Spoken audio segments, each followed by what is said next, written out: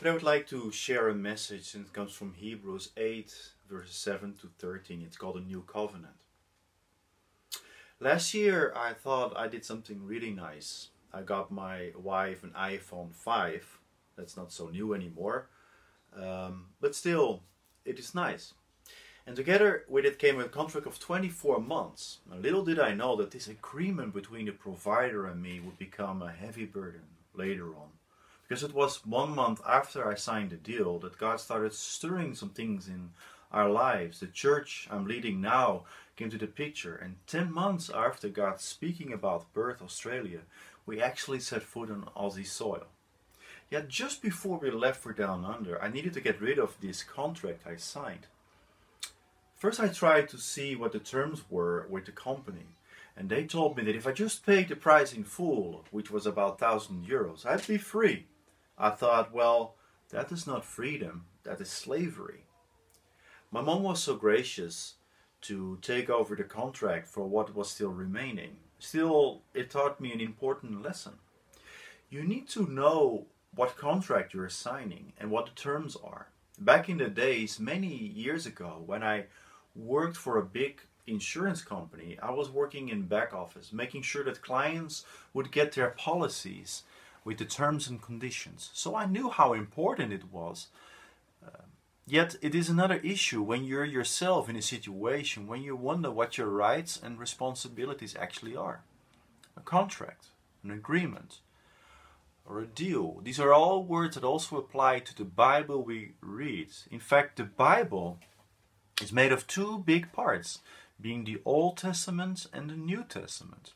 A testament is a will of a person.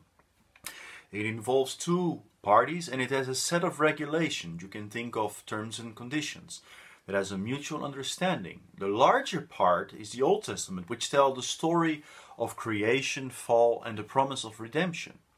It also tells of how God, through the people of Israel, started over. He gave them His constitution and urged them to live by that covenant, another word for agreement or contract.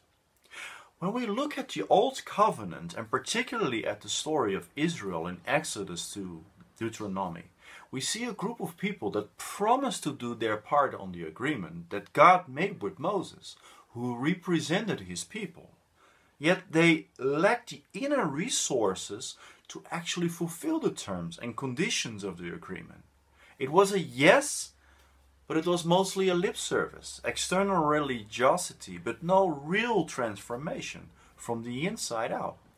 The law of Moses, as we know, the first 5 books of the Bible, show them the holiness of God. He is set apart, different and greater than any living creature. So Israel broke every single promise they made to God, even before the 10 Commandments were revealed to them. Idolatry, exalting anything else in the place of God, the creator of everything and everyone, was rampant.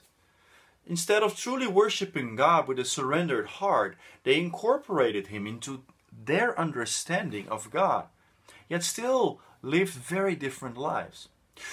Towards the end of the story of Moses' life, you can read it at the end of Deuteronomy, the great leader of Israel exhorted the people to obey the law, which was the revealed will of God for holy living. And still, he also knew that they wouldn't actually follow through on their end of the deal. As the story of Israel unfolds, they took hold of the promised land and lived there for many years, as God said they would. A pattern repeated itself over and over again. Although the Israelites knew what was required of them, they could not live up to that moral standard. God's standard was simply unattainable. The careful reader of the Bible will soon understand that God never intended to give them over 600 laws for the Israelites to live by. That may be a shocking conclusion, but it's true. The law of Moses was a tutor that taught the Israelites, as well as it teaches us today, for a need of a Savior. It drove people into the hands of Christ. And the whole point of the Bible is to show the need of salvation, which can only be found in the person and work of Jesus Christ. Now watch this. Already in Exodus, God desired to be the God of the Israelites. He wanted to come to Him, to commune with Him. It was based on the fear of the Lord, but it wasn't the fear in the sense of being afraid, because they saw the awesome manifestations of Him in thunders and lightnings on Mount Sinai, and they trembled profusely. Exodus 20 verses 18 to 20, the readers can read this. It goes like this. Now all the people witnessed the thunderings, the lightnings flashes, the sound of the trumpet, and the mountain smoking. And when the people saw it, they trembled and stood afar off. And they said to Moses, "You speak with us, and we will hear. But let not God speak with us, lest we die." And Moses said to the people, "Do not fear, for God has come to test you, and that His fear may be before you." So the people stood afar off, but Moses drew near the thick darkness where God was. Did you get that?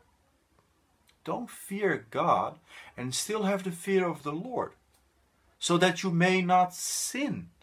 For me, this is mind-blowing. The fear of the Lord would have been a good thing for the Israelites, because it would cause them to walk in righteousness with God, because it's based on covenant love. Nevertheless, the vast majority of the Israelites did not get that. They outsourced their God-given destiny to commune with Him and relegated it to Moses, but they never really listened to Moses. Now 10 commandments became 50, and 50 became 200, and 200 became over 600. And you can see where this is all going. It doesn't matter how many laws you give to people. You still break them if you can get the chance. As a father of 3 amazing kids, I know this to be so true. You tell to one of them, Joshua, don't do this and this, and you can fill in the blank. And what happens? They still do it. It's human nature in Adam, which means that we are separated from God. We are wise in our own eyes. In fact, many nations that once embraced Christianity, but now wise in their own eyes, have become more enlightened, need to come up with so many laws just to keep its subjects in check. They even created new laws to uphold the old ones. You see, human nature desires to be free. People want to make their own choices. We don't want anyone or every to tell how to live our lives. And if someone does have an audacity to prescribe a man-made rule to another, what do you hear? Back off, or who are you to judge? And that's perhaps true for you, but not for me. And the list goes on. God knows that we are utterly incapable to live up to a set of rules and regulations unless He changes something from the inside, our heart. Because the heart, according to the Bible, is what drives our thoughts, emotions, and will. It's the very center of our human existence. Without God, it tends to lead away from our destiny as children of God.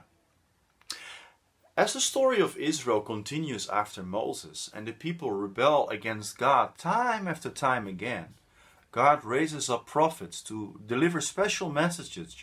These prophets were normal people like you and me, yet chosen by God and supernaturally empowered to speak the words of God as they were inspired by His Spirit. These messengers held Israel, first of all, accountable to the covenant they made with God and pronounced sometimes dire judgments on those who lived lives as if God was completely irrelevant to their lives.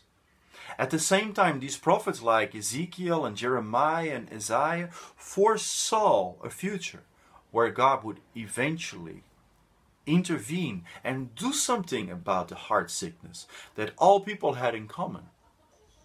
I came across this amazing story of Versavia Borun Goncharova. This young Russian girl was born with a very rare heart defect. She was one of the very few, at least that we know of, that had an external heart. You could actually see her heart beating out of her chest. Her heart was not protected like with other people. Only her human skin was covering it, and everybody could see that there was something different about her.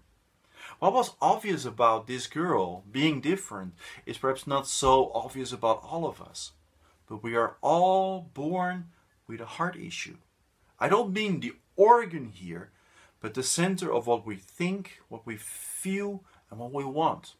It's self-seeking, living for ourselves instead of for our Creator. No human effort can make up for this heart disease because it drives everything we do, feel and think. We think we're free, but we're not. Something drives us, no exceptions. You see, when our heart affections are set on anything else rather than God, it reveals our heart sickness. And this may sound very harsh, but I think it's true. Just hear the words of the prophet Jeremiah when he says this in chapter 17, 9 and 10. The heart is deceitful above all things and desperately wicked. Who can know it? I, the Lord, search the heart. I test the mind, even to give every man according to his ways, according to the fruit of his doings. Ouch. God really knows our hearts. All of us are in this game. There are no exceptions. This doesn't sound very good, doesn't it? It sounds like we're on the spot 24/7 and God is looking down at us. In fact, that is the picture that many people have of God, being a ruthless, angry, distant God who knows us and is ready to judge everyone.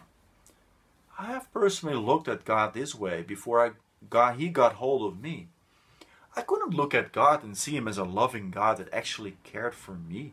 He was a distant, irrelevant at best, and an imagination of people's minds just to comfort them in times of need. It's good for them if they're happy with that, but it wouldn't work for me. It wasn't until I started to see my own heart condition and understood that I was in need of a heart transplant. Not a physical one, but a radical change that would affect my whole being, my thoughts, my affections, and my will. I was so incredibly empty, and I just knew that this life was pointless this way. Of course, people may still think, well, Patrick, life is not pointless. There's so much beauty out there. Nature, music, art, human love, affection. There is so much to live for. And yes, there is some truth in that. But it always points to something bigger than just that. Living a life just as if it's all you've got means not a matchup with human experience or finitude, mortality, and the existential fear of the unknown. Like what's next? Just the repetitions of life, or perhaps the 70, 80 years that we've got, if you're lucky. What's the point of life? Why are we here anyway? Just to have a good time and then die? Or, as some hold to be true, to live it again and again and again? And what about our human nature? Who are we really? These are the questions that I had for many years.